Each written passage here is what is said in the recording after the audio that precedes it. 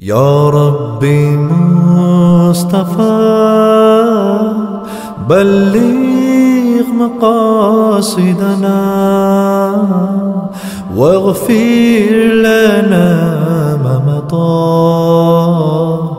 یا واسع الكرم یا باری النسم۔ وہ نبیوں میں رحمت لقب پانے والا، مراد غریبوں کی برلانے والا۔ الحمد للہ وحدہ والصلاة والسلام علی من لا نبی بعدہ، اما بعد، قال اللہ تعالی: نحن نقص علیک احسن القصص بما اوحینا الیک هذا القرآن وان کنت من قبلہ لمن الغافلین۔ صدق اللہ العظیم۔ گزشتہ نشست میں حضرت ابراہیم علیہ السلام کی دعوت کے بارے میں کچھ باتیں عرض کی تھیں۔ اسی سلسلے کو آگے بڑھاتے ہوئے ابراہیم علیہ السلام کی اولاد میں جو انبیاء کا سلسلہ شروع ہوا، اس سلسلے کے ایک عظیم الشان پیغمبر حضرت یوسف علیہ السلام کے بارے میں کچھ واقعات، کچھ حقائق جو انتہائی سبق آموز ہیں، جنہیں قرآن مجید نے بیان کیا، حضور نبی اکرم صلی اللہ علیہ وسلم نے احادیث میں ان کی وضاحت کی، وہ پیش خدمت ہیں۔ ابراہیم علیہ السلام کی دوسری بیوی حضرت سارہ، ان کے بیٹے ہوئے اسحاق علیہ السلام، ان کے بیٹے حضرت یعقوب علیہ السلام، دونوں جلیل القدر پیغمبر تھے۔ یعقوب علیہ السلام کو اللہ تعالیٰ نے 12 بیٹوں سے نوازا، اور یہی 12 بیٹے آگے چل کے بنی اسرائیل کے 12 قبیلوں کے ظہور میں آنے کا سبب بنے۔ ان 12 بیٹوں میں سے 10 بیٹے ایک بیوی سے تھے اور 2 بیٹے وہ دوسری بیوی سے، یعنی یوسف اور بنیامین۔ یوسف علیہ السلام سب سے چھوٹے تھے اور اپنے باپ کے انتہائی لاڈلے، انتہائی محبوب تھے۔ ویسے باپ کو اپنے سب بچوں سے محبت ہوتی ہے، تعلق ہوتا ہے، لیکن بعض بچوں سے ان کی خوبی کی وجہ سے، ان کی صلاحیتوں کی وجہ سے یہ غیر معمولی محبت ہوتی ہے۔ یعقوب علیہ السلام خود پیغمبر تھے، اور یوسف علیہ السلام کو بھی اللہ تعالیٰ نے آگے پیغمبری کا منصب عطا فرمانا تھا، تو وہ ایک معمول سے ہٹ کے محبوبیت اور صلاحیت، وہ سب چیزیں باپ کو اپنے اس بیٹے میں نظر آتی تھیں۔ تو اس بہت زیادہ لاڈ پیار کی وجہ سے اور محبت و شفقت کی وجہ سے جو دوسرے بھائی تھے، ان کے دلوں میں شیطان نے حسد پیدا کیا، اور اس حسد کی وجہ سے انہوں نے اپنے اس بھائی کو باپ کی نظروں سے ہٹانے کی کوشش کی، اور یوں بیٹے اور باپ کے درمیان فراق ہوا، دونوں جدا ہو گئے، اور ایک طویل زمانہ اس فراق میں گزرا، جدائی میں گزرا، اور یوسف علیہ السلام کو اللہ تعالیٰ نے اس دوران مختلف آزمائشوں سے گزارا، اور آزمائشوں کی انتہا میں اللہ تعالیٰ نے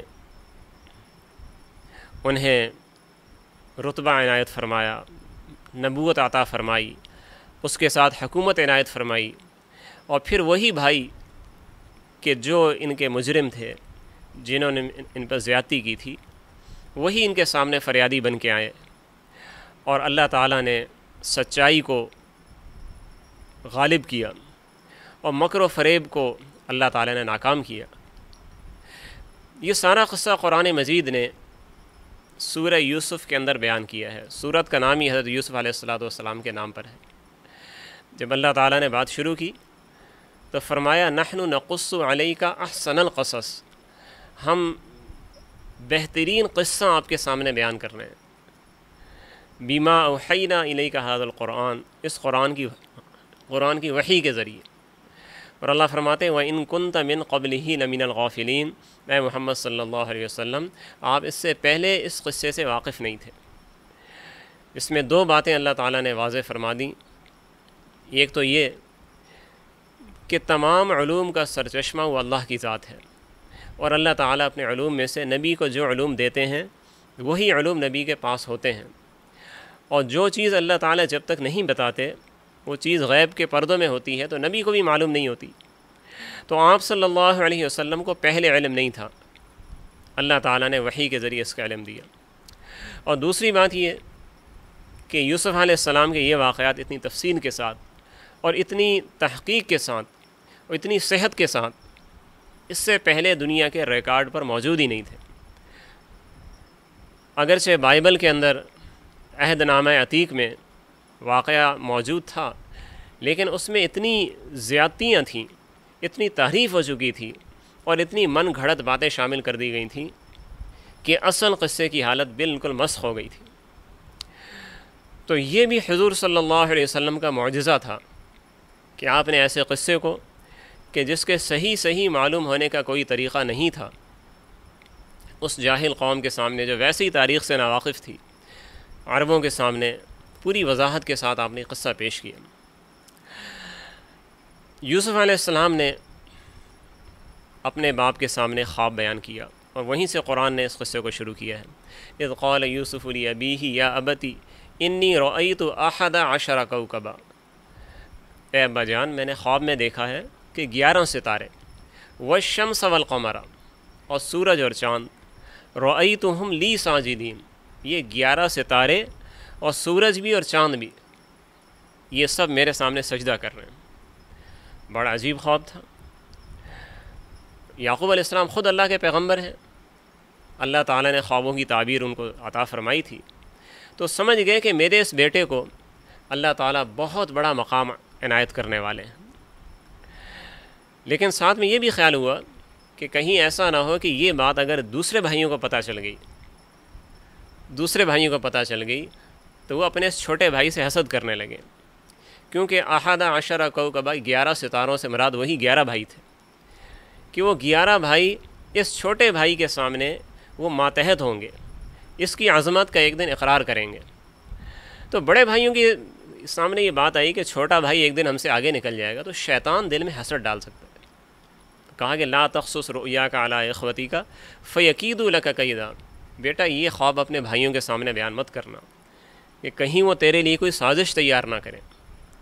بہرحال یعقوب علیہ السلام کی اپنے بیٹے سے محبت دن بدن بڑھتی گئی، یہاں تک ایک وقت ایسا آیا کہ ان کے بھائی آپس میں جمع ہوئے، اور جمع ہو کے انہوں نے آپس میں مشورہ کیا کہ یہ ضروری ہو گیا ہے کہ یوسف کو اس کی باپ کی نظروں سے دور کر دیا جائے، اقتلوہ، اسے قتل کر دیا جائے، او اطرحوہ ارضا، یا اس کو کسی دور دراز علاقے میں اس کو پھینک دیا جائے، یخلو لکم وجہ ابیکم، تاکہ تمہارے باپ کی توجہ تمہاری طرف ہو جائے۔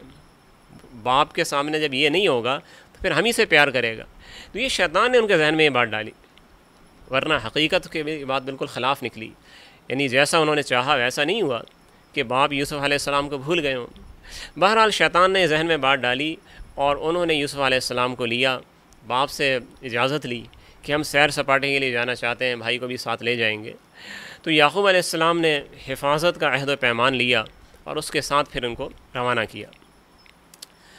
جب ان کو لے کے گئے تو آگے جا کر سب بھائیوں نے مل کر ایک جنگل میں ایک پرانا کنواں تھا، اس کنویں کے اندر بھائی کو یوسف علیہ السلام کو اس میں ڈال دیا، اور اس کے بعد واپس باپ کے پاس آئے۔ یوسف علیہ السلام کی قمیض انہوں نے اتار لی تھی، اس قمیض پہ انہوں نے خون لگایا، وجاءوا علی قمیصہ بدم کذب، اپنے باپ کے پاس قمیض پر جھوٹ موٹ کا خون لگا کے لے آئے، اور کہا کہ ہم گئے تھے اور یوسف علیہ السلام کو ترکنا یوسف عند متاعنا، یوسف کو سامان کے پاس بٹھا دیا تھا، خود ہم ورزش کر رہے تھے، بھاگ دوڑ رہے تھے، اتنے میں بھیڑی آیا اور فاکلہ الذئب، بھیڑیے نے اس کو کھا لیا، بس یہ قمیض اس کی نشانی پیچھے رہ گئی۔ تو یعقوب علیہ السلام کو اللہ نے بصیرت عطا فرمائی تھی، سمجھ گئے کہ محض ایک بہانہ ہے، اور انہوں نے بیٹے کو کہیں قتل کر دیا ہے یا کہیں پھینک دیا ہے. اب مجھ سے اصل بات یہ چھپا رہے ہیں. دل کی گواہی تو یہ تھی کہ بیٹا زندہ ہے، لیکن اب انہوں نے کیا کیا ہے؟ تو یعقوب علیہ السلام نے یہی کہا کہ واللہ المستعان علی ما تصفون، جو تم کہہ رہے ہو بس میں اس کے بارے میں اللہ ہی سے مدد مانگتا ہوں کہ وہی ایک دن سچائی کو میرے سامنے لے کے آئے گا. بہرحال یوسف علیہ السلام اس کنویں میں تھے کہ وہاں سے قافلہ گزرا. وجاءت سیارۃ فارسلوا واردہم فادلى دلوا. قرآن سارے واقعے کو بیان کرتا ہے. قافلہ گزرا، ایک شخص کو بھیجا کہ کنویں سے پانی لے کے آؤ. جب اس نے ڈول ڈالا تو یوسف علیہ السلام اس ڈول کے ہاتھ چمٹ گئے. جب ڈول کو کھینچا تو دیکھا خوبصورت بچہ اس میں اس کے ساتھ ہے. قال یا بشرا ھذا غلام، ارے واہ یہ کیسا خوبصورت غلام مل گیا، کتنا پیارا بچہ مل گیا. تو لاقانونیت کا دور تھا. ان لوگوں نے کہا کہ جو بھی ہے اب تحقیق کیا کرنی، کس کا بچہ ہے، وہ کہاں پہنچانا ہے، اس کو غلام بنا کے اس کو بیچ دو. تو اسے آگے لے گئے مصر کے بازار میں یوسف علیہ السلام کو، تو وہاں غلام کے طور پہ ان کو بیچ دیا. مصر کا جو بادشاہ تھا اس کے سارے امور وزیر کے ہاتھ میں ہوا کرتے تھے، جس کو عزیز کہا جاتا تھا.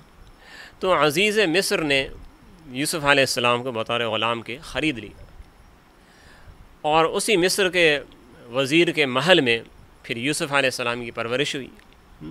اور جیسے جیسے بڑے ہوتے گئے اللہ تعالیٰ علم و حکمت دانائی اپنی جانب سے اللہ تعالیٰ عطا فرماتے گئے. پیغمبری کے لیے اللہ تعالیٰ اپنے اس پیارے یوسف کو اللہ تعالیٰ تیار فرما رہے تھے. اور یہ اتنا بڑا منصب اللہ نے عطا فرمانا تھا تو اس کے لیے لازماً بہت ساری آزمائشیں ہوتی ہیں. تو یوسف علیہ السلام کی پہلی آزمائش اس وقت ہوئی کہ جب کہ خود عزیز مصر کی بیوی اس نے یوسف علیہ السلام کو بہکانے کی کوشش کی، چاہا کہ یہ میرے عشق میں مبتلا ہو جائے اور قانونی اور اخلاقی حد بندیوں کو توڑ دے. اللہ تعالیٰ نے اس موقع پہ یوسف علیہ السلام کو ان کی رہنمائی فرمائی. اللہ کا خوف، اللہ کی محبت، اللہ ہر جگہ دیکھ رہا ہے، یہ ساری باتیں یوسف علیہ السلام کے سامنے تھیں. آخر پیغمبر کے بیٹے تھے، انتہائی شریف خاندان کے، اور اللہ کی معرفت حاصل تھی. جب عورت نے کہا ہئی تلک میرے پاس آ، تو یوسف علیہ السلام نے فوراً کہا معاذ اللہ، اللہ کی پناہ، توبہ توبہ، انہ ربی احسن مثوایا انہ لا یفلح الظالمون.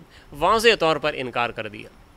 یہاں یہ بات ذہن میں رکھیے گا کہ بعض اسرائیلی روایات ہیں جو اصل میں بائبل کی روایات ہیں، اور پھر ان روایات کو بعد میں بعض تابعین نے بیان کیے کہ روایت کے طور پر، اور بعض تفاسیر میں ان کو نقل کر دیا گیا ہے، جن میں یہ ظاہر ہوتا ہے کہ یوسف علیہ السلام عورت کے قریب آئے تھے اور بہت قریب ہو گئے تھے، اور بالکل آخر میں ان کو تنبیہ ہوئی، خبردار ہوئے، پھر پیچھے ہٹے ہیں.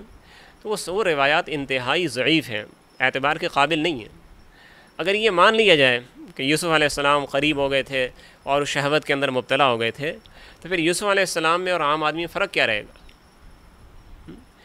تو اللہ نے جو معرفت عطا فرمائی تھی، قرآن خود کہہ رہا ہے کہ جیسی عورت نے گناہ کی دعوت دی، انہوں نے فوراً کہہ دیا معاذ اللہ، اللہ کی پناہ، توبہ.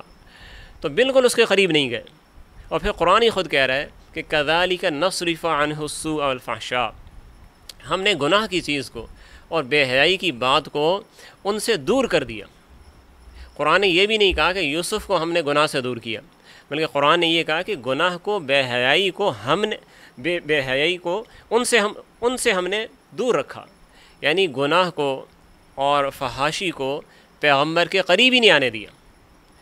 تو یہ بات بالکل واضح کر رہی ہے، عصمت انبیاء کا مسئلہ بھی واضح ہو رہا ہے کہ اللہ تعالیٰ اپنے ان برگزیدہ بندوں کو، اور ان برگزیدہ بندوں اور گناہ کے درمیان اللہ تعالیٰ ایک آڑ کھڑی کر دیتے ہیں. یہ غیر مرئی حصار، غیر مرئی دیوار ہوتی ہے. یہ اس کے قریب کیا جائیں گے؟ گناہ اور بے حیائی اور ایسی لاقانونیت اور ایسی خلاف شرع چیزیں وہ خود ان کے پاس آنے سے گھبراتی ہیں. تو بہرحال جب وہ مسئلہ ہوا اور عورت نے دعوت دی تو یوسف علیہ السلام نے استغفار کا اظہار بھی کیا، معاذ اللہ بھی کہا، اور اس کے بعد بھاگے وہاں سے، کہ صرف زبان سے کہنے سے تو کام نہیں چلے گا، عملی طور پر بھی دور بھاگنا ہے.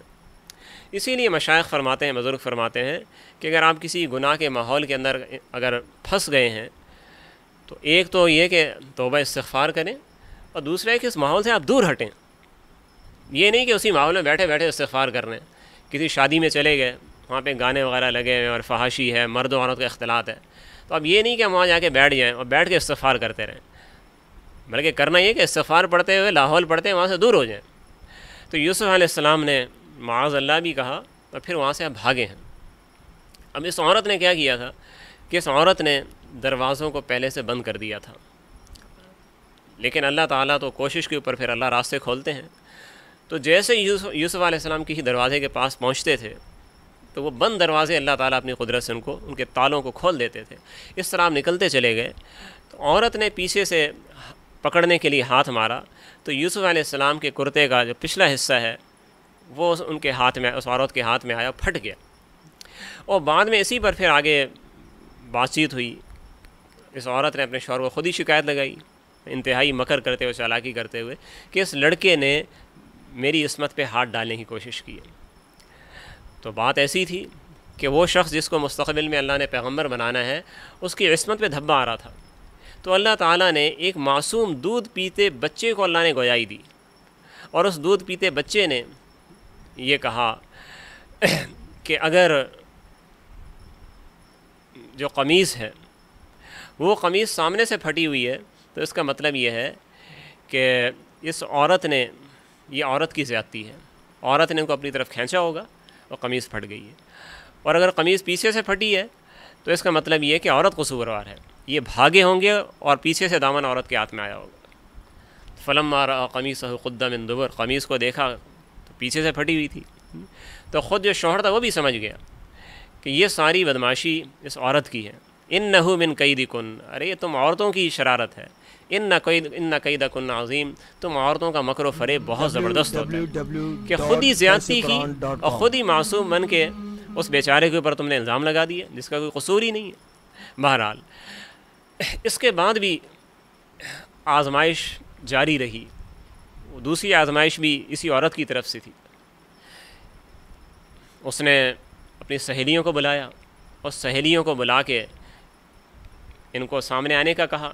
یہ بہرحال چونکہ غلام تھے، ان کے ماتحت تھے، ان کو یہ حکم تو ماننا تھا. خدمت وغیرہ کے لیے بلایا ہوگا، کوئی سامان اٹھانے کے لیے، برتن رکھنے کے لیے. بہرحال ان کو سامنے آنے کا کہا. جب یہ سامنے آئے تو ساری عورتوں نے ان کا حسن دیکھا تو خود قرآن مجید کے الفاظ ہیں قطعن ایدیہن، ہاتھوں میں چاقو تھے پھل کاٹنے کے لیے، تو بجائے پھل کاٹنے کے عورتوں نے اپنے ہاتھوں میں چھری چلا لی، بے خود ہو گئی. تو اس وقت عزیز مصر کی بیوی نے کہا کہ جس کو ایک نظر دیکھ کے تمہارا یہ حال ہے، میرا کب سے یہ حال ہے. اب ان سب عورتوں نے مل کے زور لگایا یوسف علیہ السلام پر کہ آپ اس عورت کی بات مان لو، اس کے ساتھ گناہ میں ملوث ہو جاؤ. تو یوسف علیہ السلام نے دیکھا کہ یہ تو پوری ایک پارٹی ہے جو مجھے دین سے ہٹانا چاہتی ہے، اللہ کی شریعت سے ہٹانا چاہتی ہے. تو اللہ سے عجیب دعا کی، رب السجن احب الی مما یدعوننی الیہ، اے اللہ جس گناہ کی طرف یہ عورتیں بلا رہی ہیں ایسے ماحول سے تو اے اللہ میرے لیے جیل خانہ ہی بہتر ہے، اس سے بہتر ہے کہ میں جیل چلا جاؤں. ان عورتوں نے جب دعوت دی تھی گناہ کی تو ساتھ میں یہ بھی کہہ دیا تھا کہ اگر بات نہیں مانو گے جیل بھجوا دیں گے. آخر وزیر کی بیوی ہے نا، تو کوئی بھی حربہ استعمال کر کے جیل بھجوا دے گی تمہیں، اس کی بات مان لو. تو انہوں نے اللہ سے کہا کہ رب السجن احب الیہ، اے اللہ میرے لیے جیل ہی بہتر ہے. تو اللہ تعالیٰ نے یہ دعا قبول فرما لی. اور حالات پھر ایسے ہی بنے کہ عزیز مصر کی بیوی نے بات اس طرح پروپیگنڈا کیا کہ اس شخص نے جو زیادتی کی ہے اس کی وجہ سے ہمارے خاندان کی بدنامی ہو رہی ہے، ہمارے خاندان کی بدنامی ہو رہی ہے. تو خاندان کی بدنامی سے بچنے کا طریقہ ہے کہ اس کو جیل میں ڈلوائیں تاکہ دنیا کہے کہ یہ مجرم ہے اور میں پاک ہوں. تو غرض اس طریقے سے ایک جھوٹ موٹ کا مقدمہ چلا کے انتہائی لاقانونیت کے ساتھ، دھاندلی کے ساتھ یوسف علیہ السلام کو جیل میں ڈال دیا، اور اپنے طور پر یہ سمجھے کہ ہم نے اس شخص کو عبرت کا نمونہ بنا دیا. لیکن حقیقت میں یوسف علیہ السلام خود چاہتے تھے کہ ایسے خراب ماحول سے میں نکل جاؤں. بہرحال جیل کے اندر یہ بہرحال اگرچہ دعا تو قبول ہوئی تھی لیکن اس کے ساتھ یہ بھی ایک مستقل آزمائش تھی جیل کی زندگی کیسی ہوتی ہے، جن لوگوں نے جیل میں وقت گزارا ہے ان سے پوچھیے۔ آج کل کا زمانہ ایک ماڈرن زمانہ کہلاتا ہے، ترقی یافتہ زمانہ کہلاتا ہے، اور وہ زمانہ بہت پرانا زمانہ تھا۔ آج کل پھر یعنی ایسی تنظیمیں ہیں، ادارے ہیں، میڈیا ہے، جو جیل کے اندر جو زیادتی ہے، دھاندلی ہے، تنگی ترشی ہے اور حقوقی پامالی ہے، اس کو کسی نہ کسی طور پر سامنے لے آتے ہیں۔ وہ زمانہ مطلق العنانیت کا زمانہ تھا۔ اس زمانے کے اندر جیلوں کی کیا حالت ہوگی اللہ بہتر جانتا ہے۔ ہم جو برے سے برا تصور کر سکتے ہیں کر لیں۔ تو ایسے حالات کے اندر اللہ کا پیغمبر اور ایک بہت ہی اچھے ماحول کے اندر پلا ہوا انسان وہ جیل کے اندر جاتا ہے، تو کتنی بڑی آزمائش ہے۔ پھر چند سال کے لیے نہیں، 14 سال یوسف علیہ السلام نے جیل میں گزارے۔ لیکن دوسری طرح آپ ان کی ہمت دیکھیں، استقامت دیکھیں، ان کا استقلال دیکھیں کہ جیل کے اندر بھی اللہ کے دین کی دعوت دیے جا رہے ہیں۔ اب کتنے لوگوں کو دعوت دی ہوگی اور کتنے لوگوں کا عقیدہ ٹھیک کیا ہوگا، یہ اللہ بہتر جانتا ہے۔ 2 شخصوں کا قصہ اللہ نے بیان کیا ہے۔ وہ دخل معہ السجن فتیان، 2 اور شخص سے یوسف علیہ السلام کے ساتھ وہ جیل میں داخل ہوئے تھے۔ تو یوسف علیہ السلام نے ان کو دعوت کس طرح دی؟ یا صاحبی السجن اارباب متفرقون خیر ام اللہ الواحد القہار، دین کی دعوت دے رہے ہیں ان کو کہ میرے ساتھیو یہ بتاؤ کہ یہ بہت سارے معبود یہ بہتر ہیں یا ایک اللہ اکیلا واحد و قہار زبردست ہر چیز پہ غالب، اس کی عبادت کرنا بہتر ہے۔ تو دین کی طرف ان کو کھل کر دعوت دی، اور اس کے بعد ان کا ایک مسئلہ تھا، دونوں نے خواب دیکھا تھا، ایک اس کی تعبیر پوچھی یوسف علیہ السلام سے۔ ایک نے یہ خواب دیکھا تھا کہ وہ بادشاہ کے لیے شراب اٹھا کے لے کے جا رہا ہے، دوسرے نے خواب دیکھا تھا کہ سر پہ روٹیاں اٹھائی ہوئی ہیں اور پرندے روٹیاں سر سے نوچ کے کھا رہے ہیں۔ تو یوسف علیہ السلام نے اس کو یہ تعبیر دی، جس کے سر پر روٹیاں تھیں اور پرندے نوچ کے کھا رہے ہیں، کہ تم قتل کیے جاؤ گے، جس مقدمے کے اندر آئے ہو تمہیں سزائے موت ہوگی۔ اور دوسرے سے کہ جس نے کہا تھا کہ میں نے دیکھا کہ میں شراب لے کے جا رہا ہوں بادشاہ کے لیے، اسے کہا کہ تم رہا ہو جاؤ گے، اور ساتھ میں اسے یہ بھی کہہ دیا کہ جب تم رہا ہونا تو بادشاہ کے سامنے میرا ذکر کر دینا، یعنی ایک بے قصور آدمی وہ جیل کے اندر ذکر کر دینا میرا۔ بہرحال وہ شخص رہا ہو گیا، جس کو سزائے موت کی آپ نے تعبیر دی، وہ سزائے موت ہوگی۔ 20 میں سال گزر گئے، اور وہ شخص بادشاہ کے سامنے یوسف علیہ السلام کا ذکر کرنا بھول گیا، اور قرآن مجید کہتا ہے فَأَنْسَاهُ الشَّيْطَانُ ذِكْرَ رَبِّهِ، یعنی شیطان نے اس کو یہ بات یاد دلانا بھلا دیا۔ اور یوسف علیہ السلام کی وہ آزمائش اور قید و بند کے ایام طویل ہوتے چلے گئے، یہاں تک کہ پھر بادشاہ نے ایک خواب دیکھا، اور اس خواب کا خلاصہ یہ تھا کہ 7 وہ دبلی پتلی گائے ہیں، وہ 7 موٹی تازی گایوں کو وہ کھا گئی ہیں، اور 7 خوشے ہیں، اور وہ بالکل زرد ہیں، سوکھے ہوئے ہیں، اور 7 خوشے جو ہیں وہ سبز ہیں۔ یہ خواب اس نے دیکھا، درباریوں سے اس نے تعبیر پوچھی، کوئی نہیں بتا سکا۔ اس وقت میں اس درباری کو خیال آیا، یاد آ گیا، اور وہ اجازت لے کے یوسف علیہ السلام کے پاس آیا۔ یوسف ایھا الصدیق افتینا فی 7 بقرات سمان یأکلہن 7 عجاف و7 سنبلات خضر واخر یابسات، یہ خواب سنایا، کہا کہ اس کی تعبیر آپ بتائیں۔ تو یوسف علیہ السلام چاہتے تو اس وقت میں مطالبہ کر سکتے تھے کہ بادشاہ کے خواب کی تعبیر لے کے آئے ہو، مجھے رہائی تو دلواؤ، پہلے میرا کام تو کرواؤ۔ آپ نے ایسا نہیں کیا، بلکہ آپ نے بغیر کسی مطالبے کے، بغیر کسی فرمائش کے، بغیر کسی شرط کے، آپ نے انتہائی ہمدردی کا اور انسانی فلاح کا اور انسانی خیرخواہی کا آپ نے مظاہرہ کرتے خوابوں کی تعبیر بتا دی۔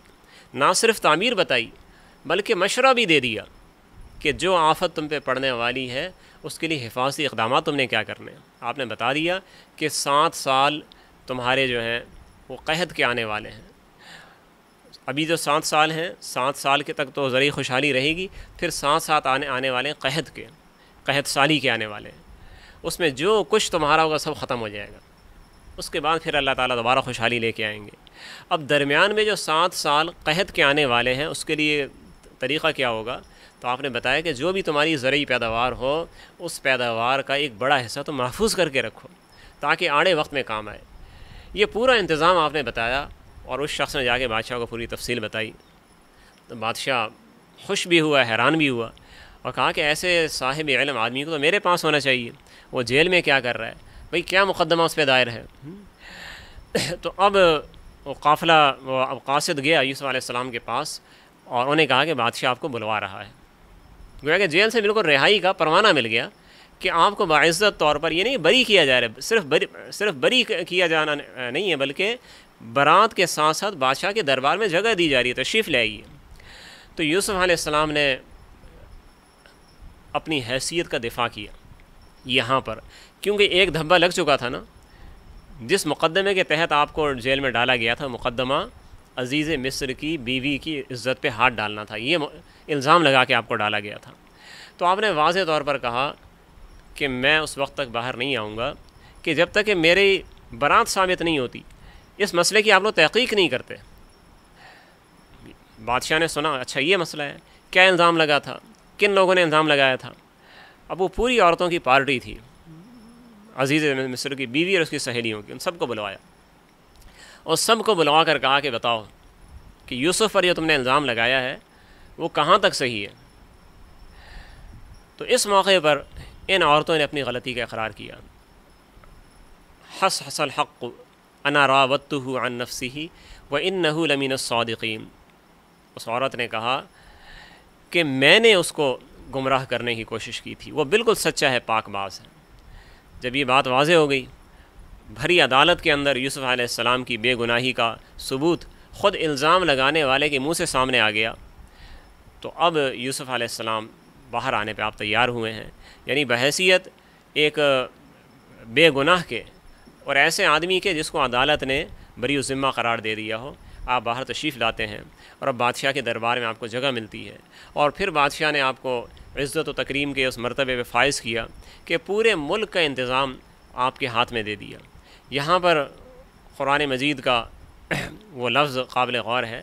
یوسف علیہ السلام سے بادشاہ نے کہا آپ کو کیا مرتبہ چاہیے، آپ جو چاہیں آپ کو مرتبہ عنایت کریں گے۔ تو یوسف علیہ السلام نے کہا اجعلنی علی خزائن الارض انی حفیظ علیم، آپ مجھے وزیر خزانہ بنا دیجیے، خزانے کی وزارت، آمد و خرچ کا حساب آپ مجھے دے دیجیے، میں حفاظت کرنے والا بھی ہوں، امانت دار بھی ہوں۔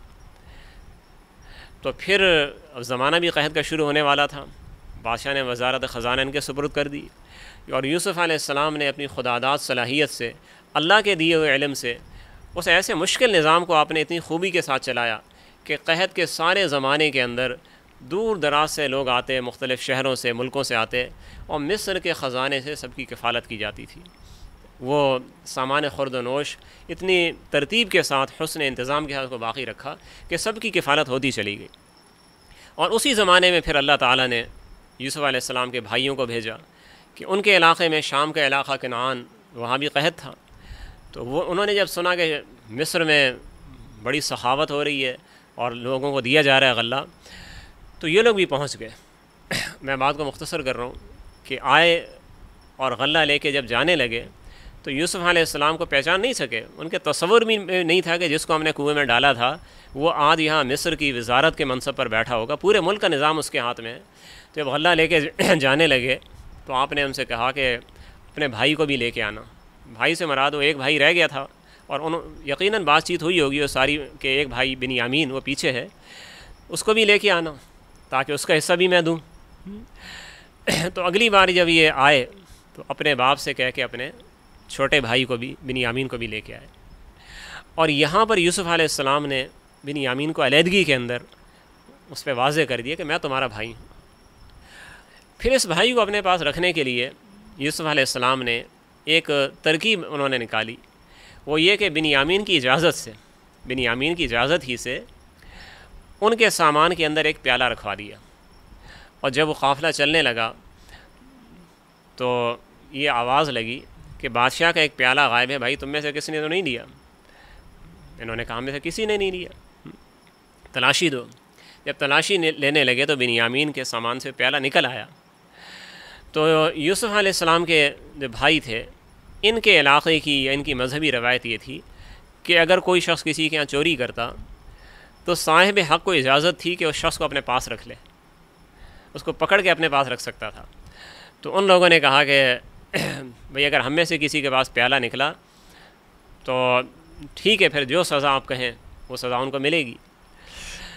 تو یہ پیالہ یوسف علیہ السلام کے اسی بھائی بنیامین کے پاس سے نکلا، جیسا کہ آپس میں انہوں نے طے کر لیا دونوں بھائیوں نے، تو پھر اس کے مطابق انہوں نے بنیامین کو اپنے پاس رکھ لیا۔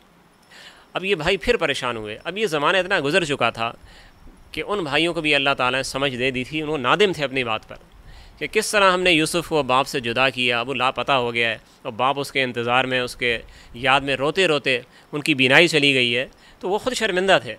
تو آپس میں کہنے لگے کہ ایک بھائی کو پہلے گم کر چکے ہو اور دوسرا بھی یہاں پھنس گیا ہے، باپ نے کتنی تاکید کے ساتھ بھیجا تھا کہ اس کی حفاظت کرنا، اب کیا کریں، باپ کو کیا منہ دکھائیں گے۔ خیر بڑی پریشانی کے عالم میں پھر واپس آئے اور ابا سے کہا کہ اس طرح کا مسئلہ ہو گیا، دوسرا بھائی بھی ہم سے جدا ہو گیا ہے، لیکن ہمارا کوئی قصور نہیں ہے۔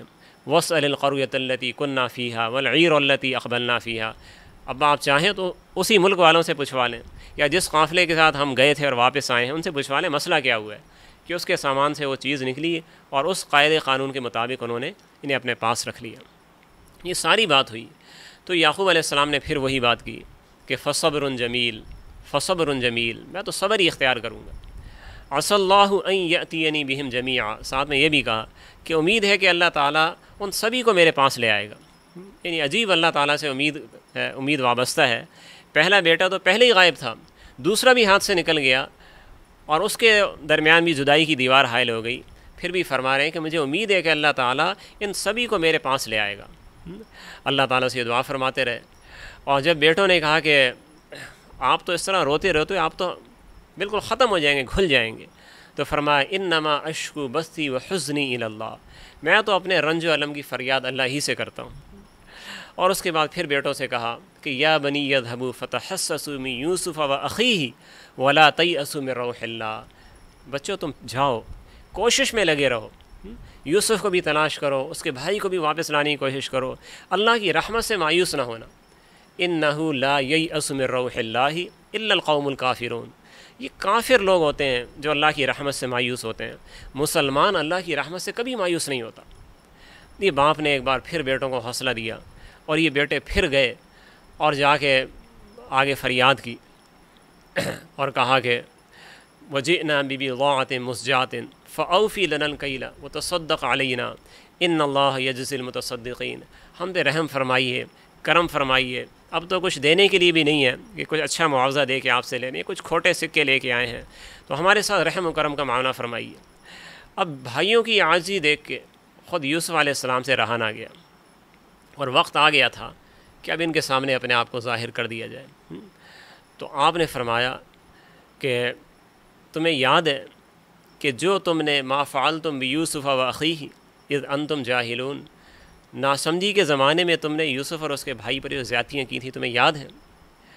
تو اب یہ حیرت سے دیکھنے لگے کہ یہ بات وزیر صاحب ہم سے ایسا سوال کیوں کر رہے ہیں، کئی دفعہ دیکھ بھی چکے تھے اور اپنے چھوٹے بھائی کو تو خود گود میں کھلایا تھا، اب غور سے دیکھ رہے ہیں تو کچھ اب سمجھ میں آ گیا چہروں کے خد و خال اور اس سوال سے کہ کہیں یہی تو یوسف نہیں، زبان سے کہہ دیا قالوا اِنَّكَ لَأَنْتَ یوسف، کہیں آپ ہی تو یوسف نہیں؟ میں کہا ہاں انا یوسف وہذا اخی، میں ہی یوسف ہوں، یہ میرا بھائی بنیامین۔ تو یہ سن کے بھائی بہت شرمندہ ہوئے اور بہت خوش بھی ہوئے، اور ساتھ میں ایک عاجزی و ندامت کا وہ عالم تھا کہ اس کے اظہار کے لیے الفاظ نہیں تھے۔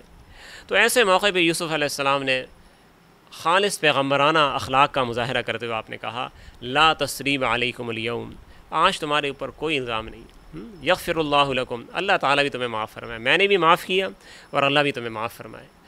اور پھر آپ نے اپنی قمیص دے کے روانہ کیا اپنے باپ کی طرف کہ یہ جا کے ان کے چہرے پہ ڈال دیں۔ جب وہ قمیص لے کے قافلہ روانہ ہوا ہے تو اللہ تعالیٰ نے یعقوب علیہ السلام کو اس کی خوشبو سنگھا دی، تو وہ بیٹھے بیٹھے کہنے لگے انی لاجد ریح یوسف، مجھے تو یوسف کی خوشبو آ رہی ہے۔ لوگ کہنے لگے عجیب بات ہے، یہ آپ کیسی باتیں کر رہے ہیں؟ تو بہرحال تھوڑی دیر میں وہ قافلہ آ گیا، یوسف علیہ السلام کی قمیض ان کے پاس تھی، اور جیسے ہی ان کے چہرے پر وہ قمیص ڈالی، اللہ فرماتے ہیں فرتد بصیرا، وہ ایک معجزہ ظاہر ہوا کہ وہ آنکھیں جو رو رو کر ختم ہو چکی تھیں بالکل ٹھیک ہو گئیں، دوبارہ سب کچھ ان کو نظر آنے لگا۔ اور یوسف علیہ السلام نے یہ دعوت دی تھی کہ والد صاحب اور بھائی وغیرہ سب اب آ کے میرے پاس مصر میں رہیں۔ تو یہ پورا قافلہ پھر آیا ہے، اور جب مصر میں داخل ہوا ہے تو ایک عجیب منظر تھا، یوسف علیہ السلام نے خود آ کے ان کا استقبال کیا ہے، اور پھر یعقوب علیہ السلام اور یہ سارے بھائی یوسف علیہ السلام کے پاس ہی رہے ہیں۔ اور اس موقع پر جب یہ دربار میں پہنچے ہیں تو بس کیا ہوا کہ ان سب نے یوسف علیہ السلام کے سامنے سجدہ تعظیمی کیا۔ تو یوسف علیہ السلام نے کہا یا ابتی ھذا تعبیر رؤیائی، یہ میرے خواب کی تعبیر ہے، جو میں نے خواب دیکھا تھا، ھذا تعبیر رؤیائی من قبل، یہ اس کی تعبیر میرے سامنے آ گئی ہے۔ اور اس کے بعد پھر اللہ تعالیٰ سے انہوں نے دعا کی کہ اللہ توفنی مسلما والحقنی بالصالحین، اب تو مجھے ایمان پر اسلام کی حالت میں موت دینا اور میرا شمار نیکوکار لوگوں میں کرنا۔ اس دعا کے اوپر اللہ تعالیٰ نے یوسف علیہ السلام کے قصے کو ختم فرمایا ہے، اور آخر میں اللہ تعالیٰ نے یہ وضاحت سے فرما دیا کہ یہ غیب کی خبریں آپ کے پاس پہلے نہیں تھیں۔ وما كنت لديهم اذ اجمعوا امرهم، جب وہ بھائی آپس میں مشورہ کر رہے تھے تو اللہ کے سوا کون دیکھنے والا تھا؟ اللہ ہی نے بتایا ہے کہ آپس میں ان کا کیا مشورہ ہوا، اور اللہ تعالیٰ ہی نے یہ سارے حالات آپ کے سامنے بیان کیے ہیں، اور وہ اللہ ہی ہے کہ جس نے یوسف کو کنویں کی تاریکیوں سے نکال کر حکومت کے منصب تک پہنچایا۔ تو یہ سارے اقبال و ادبار اور عروج و زوال اور نشیب و فراز یہ اللہ تعالیٰ کے اختیار میں ہے۔ تو اس واقعے کے ذریعے اللہ تعالیٰ نے رہتی دنیا تک کو یہ سبق دیا کہ انسان اگر تقوی اختیار کرے، اللہ سے تعلق کو ٹھیک رکھے اور خود دوسروں کے حقوق ادا کرے، کسی پہ زیادتی نہ کرے، اپنا معاملہ صاف رکھے، تو اللہ تعالیٰ انجام کار اسی کو کامیاب فرماتے ہیں۔ اس کے مقابل سازشیں کرنے سے، گٹھ جوڑ کرنے سے، چالاکیاں کرنے سے، مکر و فریب کرنے سے سوائے خسارے کے کچھ حاصل نہیں ہوتا۔ دنیا کے اندر بھی سازشیں کرنے والا ناکام ہوتا ہے، اور آخرت کی ناکامی تو ہے ہی۔ یہ حضرت یوسف علیہ السلام کا واقعہ ہمارے لیے انتہائی سبق آموز ہے، اور اس میں ہم سب کے لیے انتہائی نصیحت اور عبرت کا سامان ہے۔ اس کے بعد یوسف علیہ السلام کے یہی بھائی اسی ملک کے اندر رہے تھے، مصر کے اندر، اور انہی سے بنی اسرائیل کے 12 قبیلے چلے ہیں، اور انہی میں بنی اسرائیل کے سب سے بڑے پیغمبر موسیٰ علیہ السلام کی بعثت ہوئی ہے۔ انشاءاللہ اگلی نشست میں حضرت موسیٰ علیہ السلام کا واقعہ اور ان کو جو حالات پیش آئے اس کے بارے میں کچھ عرض کروں گا۔ وما علینا الا البلاغ المبین۔ وہ اپنے پرائے کا غم کھانے والا، فقیروں کا ملجا، ضعیفوں کا ماوا، یتیموں کا والی، غلاموں کا مولا، خطا کار سے درگزر کرنے والا، بداندیش کے دل میں گھر کرنے والا، مفاسد کا زیر و زبر کرنے والا، قبائل کو شیر و شکر کرنے والا۔